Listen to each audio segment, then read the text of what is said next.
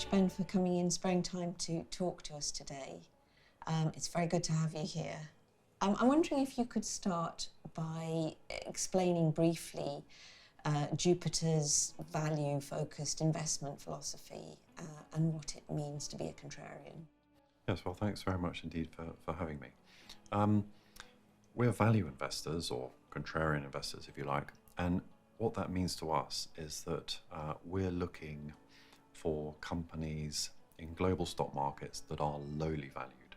So the valuation of their assets or cash flows or profits is low. The reason we believe we should do that is that over time there's a lot of academic evidence over very long periods of time that if you do that consistently, you'll deliver above average returns. Now, it doesn't work every year, and it can have some very difficult periods. And in fact, we've just come out of one very difficult period for value investing. But if you keep on doing it over time, there's a lot of evidence that you will deliver above average returns. Obviously, on one side of the equation, there is valuation. How do you ensure that the companies are going to live up to expectations over the long term in terms of quality? So there's always a trade-off, we think. So what we're always trying to do is assess the quality of the business in conjunction with what we're asked to pay for it. So for us, good value can either be, if you like, a below average quality company, but an absolute bargain price, or it can be an above average quality company at a sort of average valuation. So we're always trying to think about that trade-off. We don't think it's possible to either think of quality or valuation on their own. You're always thinking of them together. And when I do the weekly food shop, it's exactly the trade-off I'm doing and everyone is doing. You see different, if you like, food products at different prices, and you're always thinking about that trade-off between can I buy the higher quality? Is that one on offer today? Or the average one, is that one on offer today? And so you're always mentally making that trade-off. And what we're doing is we're always thinking about those two things in conjunction together. What then does a contrarian approach mean in terms of the sectors and the industries that you've been looking at recently?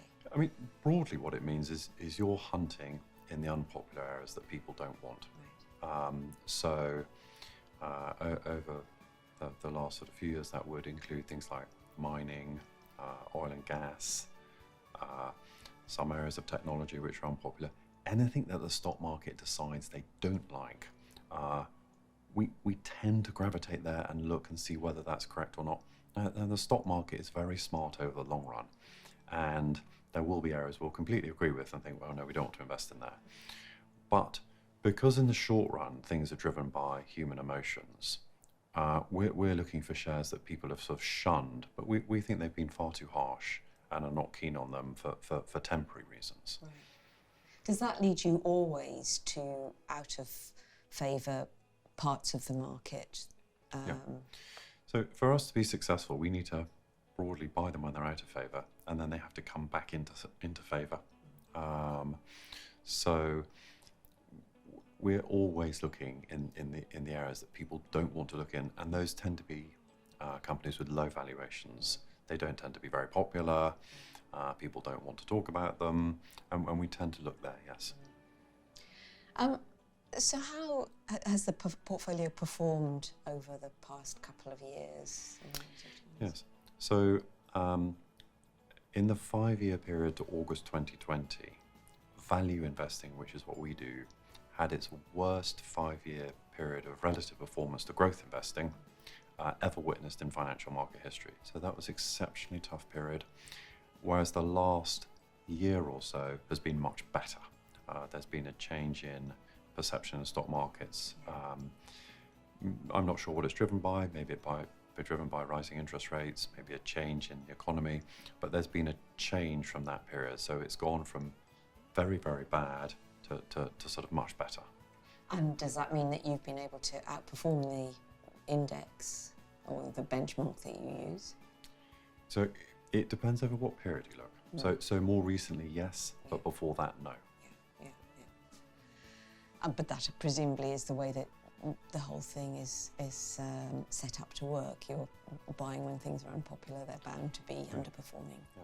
And we've looked a lot into the patterns of performance over long periods of time, and what you can see in the UK funds we run is that we spend a quarter of the entire time underperforming the index. So there are always long periods when we underperform the index, and that just part and parcel of the investment philosophy and process. More broadly, looking back over 2022, as you mentioned, the rotation out of growth companies, which have become very expensive, and into less fashionable parts of the market, or previously less fashionable areas of the market. How has that affected the portfolio's performance? So as value investors, that's been good for us. We don't own the highly valued growth companies, and so that's been helpful. Now, clearly that is slightly reversing the prior periods, which have been very difficult for us, where growth companies have performed very, very strongly, and if you like, value companies have been quite weak. And has it also thrown up new opportunities in terms of investment for you? I'm thinking possibly about giving you access to areas such as technology that was previously just far too expensive for you. So you're absolutely right. Some areas of technology are very, very expensive because there's a expectation of a lot of growth going forward. But within these very broad sectors, there are always interesting opportunities. So we've got two sizable investments in the technology area, but each of those have got their own issues which they're trying to sort of deal with. So the first one is Intel. Intel has not been run very well. It's fallen behind its main competitor, TSMC in Taiwan, and so Intel is valued very, very lowly indeed, because people don't believe it can get itself back on track with its manufacturing capability. So that's the world's largest semiconductor company, but it's valued on the way we look at it. It would be at a material discount to, say, big oil companies. So you can see how lowly valued that is. A second holding we've got is an IT services company called Kyndryl. That was spun out of IBM in November last year. That's extremely unpopular because no one wanted to invest in Kyndryl. They wanted the dividend from IBM, and it's really a sort of orphan stock. It's just completely friendless. But we think there's a very big turnaround story, and it's the most lowly valued IT services company in the world of a significant scale. And we think that's an interesting opportunity too. So just to be clear, in all of the stocks that you hold, you're always looking for a potential turnaround? So normally, to be very lowly valued, something's gone wrong. And so what normally happens, not always, there's probably going to be a management team saying, look, this is what happened in the past, things weren't great, we've got a plan to sort of fix it or improve it, or it will just be a question of the economic cycle going against them. So in times where people are very worried about the economy, more cyclical companies get sort of avoided. So, but normally there is an issue with the company that the stock market doesn't like, hence its low valuation, yes. What about inflation? It's headline news at the moment, alongside the prospect of rising interest rates and the possibility of economic growth going into reverse. Are you worried about that? Does that affect the companies that you're buying? At the broader level, rising inflation and rising interest rates are bad news for stock markets, because that means the discount rate on profits goes up, and historically that's been very difficult for stock markets. For value investments, it's a bit less difficult because our companies tend to generate a lot of cash now, but maybe not so much in the future. They don't have such strong growth, so that's a sort of positive. But on the other hand, rising inflation and interest rates is normally bad news for all sorts of forms of corporate profit, because it can lead to recessions, as you say. So I'd say it's mixed. Yeah. So how concerned are you as a wealth manager about the prospect of global recession? So recessions are well, over history, I think they come out on average about once every 8 years. So there was a recession in sort of Asia Pacific in sort of 2015, 2016. Clearly, we've had COVID, which is a very difficult period. Before that, there was the great financial crisis. There was the European crisis in 2011, 2012. So difficult periods happen the whole time in cycles. Good periods then have poor periods, and then better periods. They tend to be a normal part of life. Now, recessions are difficult because broadly it means demand falls, profit falls, things are cut, and they're difficult. Unemployment goes up, and they're not nice periods, but they do happen on a sort of regular basis over the course of economic history. So for us, we tend to try and value companies assuming recessionary periods happen. So what is their average earnings power, including recessions? And the second thing that we want to make sure of is that the balance sheet can survive a recession. So as long as the company's balance sheet can survive a recession, you come out of it the other end, and then your profits will recover and your share price will recover. So as long as you price the security assuming those bad things happen at some point, should be okay.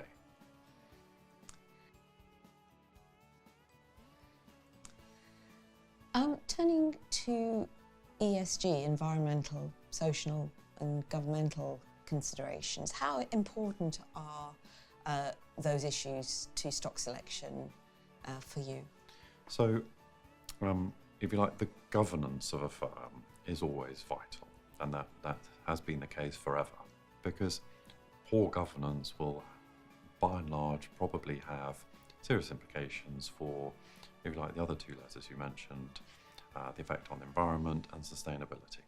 So everything starts with good governance, and from that, the assessment of how the business is dealing with reducing carbon, taking plastic out of the system, making sure the supply chain deals with people fairly, all those broader issues.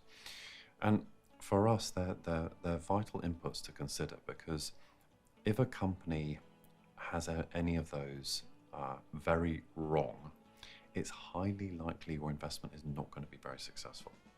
So we want to think about those issues, make sure we understand, let's just say the governance has been poor, hence why it's lowly valued, that it's on an improving trend. We want to make sure that the company's got clear plans in place for monitoring sustainability, reducing carbon. So they are very important as inputs, because they are fundamentally could pose a very serious risk, if you like, to the value of the company. And how important is active engagement with a company? Are you concerned to try and change the way they behave? Yeah, so the cycle of companies we tend to have is that if something's gone wrong, broadly the management might be changed, and that management will have a plan in place to improve things. And I guess where we debate with them is like what we'd like to see improved, what the sort of time frame of that is, because companies can't be turned around that quickly.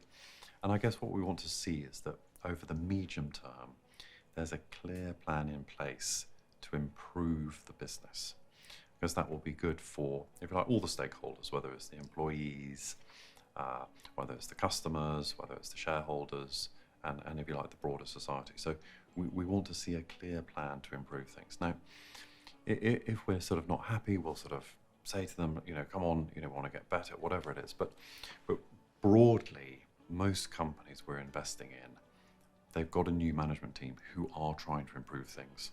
Yeah.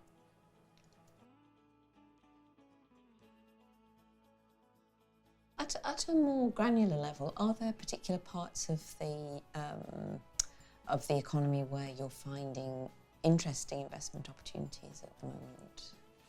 So I think it's spread across the market. I mean, there are a few areas where we can't really find that many interesting opportunities. So companies where their earnings are deemed to be, if you like, recession-proof, those are very highly valued at the moment. So there aren't that many interesting opportunities there. So that might be in the sort of food and beverage sector, the daily staples. And there are areas like that, but broadly across the market, there are quite a few interesting opportunities at the moment, but they're spread across a whole range of sectors. Any examples you'd like to share? Well, so I mean, I mentioned already we've got two American technology names, Intel and Kyndryl. We've got an Asian bank, Standard Chartered. I mean, my sense is they're spread quite widely, where investors are sort of very fearful at the moment about the next year. So there are, I think, quite a few opportunities around, yes. On the other side of the equation, presumably, from time to time you make what turn out to be bad calls over the longer term. I guess it's very hard to tell whether they're bad at the time, but are there any examples of those that spring to mind? Yeah, no, so you're absolutely right. So the evidence we've got from our UK funds over the last 16 years is that, if you like, our hit rate, so successful investments, i.e. companies that outperform the index, is 60% versus 40% that don't. And the key thing there is that the 60% that do well, they do much better than the 40% that do badly. So if you like, you've got a slightly better hit rate, but your payoff is much better in the winners than, if you like, your losses in the losers. So once you understand that happens, we're very sensitive about what is the downside in any investment, making sure they understand that if something goes wrong, how much are we going to lose? So trying to really think about the downside to protect ourselves, because we know we're going to get 40% wrong over time. So we really do think about that mentality. I mean, in the short run at the moment, anything exposed to the economy that's deemed a bit more cyclical is doing very badly. So anything that we've purchased recently, so for example, Intel, that hasn't done very well in the last few months because people are very, very worried about the economy. And what will be interesting clearly to see is what happens over the next 3 to 5 years, for example. So finally, Ben, could you tell us about a wild card stock that you hold, something that's maybe a bit left field or a bit unconventional, but that you think over the longer term has got a real potential, really interesting potential? Yeah, so we don't tend to go for wildcard stocks. What we've found over time is the absolute key thing for us is to stick to like a really defined investment process. So how we look for companies, low valuation, acceptable balance sheet, conversion of profits into cash, good franchise. And what we find is the absolute key thing is that we keep on doing that time after time after time, so that the companies that we have share similar characteristics. So you're never going to find that we suddenly have a biotech company. You know, it probably won't have the characteristics that we're looking for. And so we tend to have a selection of securities that all have very similar characteristics. Now, there'll be some companies at any one time that are more well known by people. So, for example, we've got a holding in BP, very well known, big international British-based oil company. And at the same time, we've got a holding in a company called Kyndryl, which is like a company name that probably people have never heard of, but it happens to be the largest IT services company in the world. So we'll always have names that people are more or less familiar with, but all the companies will share the same characteristics as to what we're looking for, because we've found over time that it's only by sticking to that investment process through ups and downs or recessions or good times that we can do a good job for the customers over time. Well, thank you very much, Ben, for coming in and talking to us. It's been extremely interesting. Thank you. Thank you very much. Thank you.